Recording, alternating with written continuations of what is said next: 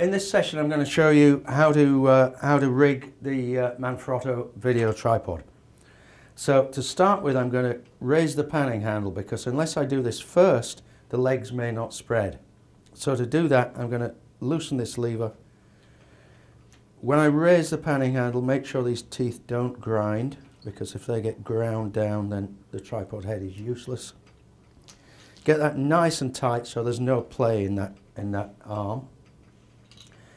Then down at the bottom of the tripod there are little clips here that hold the legs together while the tripod's in the bag.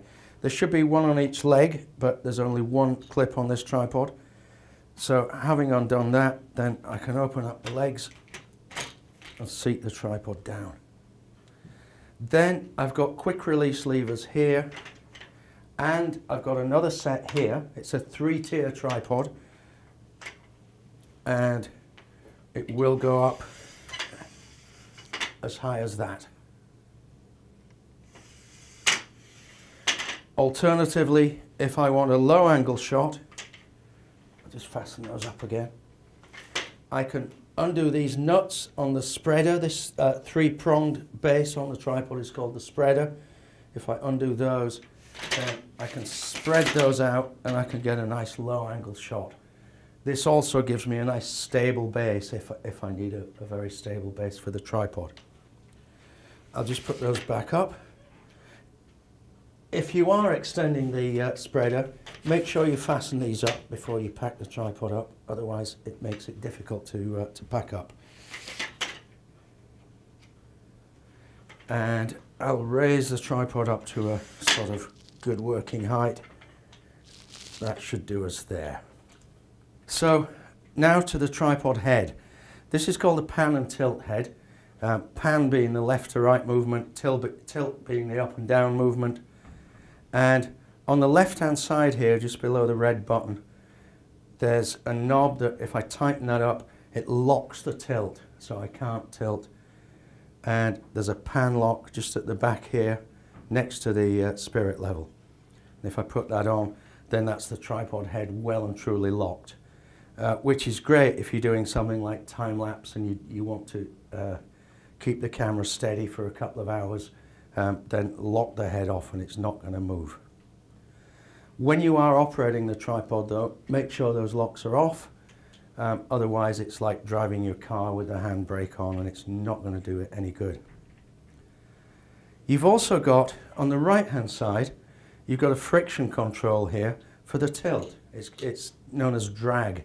Tilt drag, and by turning that clockwise it puts more resistance into the tilt movement. And likewise I've got a pan drag here, which if I raise the panning handle up, there's a control here, and turning that clockwise puts more friction on the pan control. Ideally you want the same amount of friction on the tilt as the pan, so you can do a circular movement like that with the same resistance going both up and down and left and right.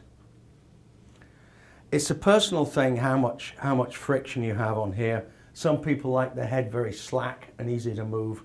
Other operators prefer a bit of resistance there, so you've got something to work against. Then finally the camera plate. This part in the middle with the screw thread sticking out is known as the camera plate. It is, however, an integral part of the tripod. We're going to take this off and actually fasten it to the camera, but at the end of the shoot you must remember to put this back on the tripod, because without the plate the rest of the tripod is useless. So to take the plate off, I undo this tiny lever here on the right hand side, just half a turn, and the plate will slide back and forth like that, but it won't come off. So I pull it back towards me, then push the red button in and pull that out. So now I'm going to attach this to the camera, and there's a little metal plate underneath the camera, and it's got a front hole, and the back hole here is threaded, which is where we put the screw thread, and the little brass pin on the plate here will go in the front hole. So I put that in there. tighten that up by hand as much as I can, and then using a coin, get that nice and tight so there's absolutely no play on that, that's absolutely fastened. And then there, click into place, you hit the red button, click, and just tighten this half a turn, and that's well and truly fastened to the tripod. The last thing I'm going to do is check the spirit level here, and if the bobble is not right in the middle of the spirit level, then I need to level the camera head. And to do that, I undo this lever here, and the whole head becomes floppy.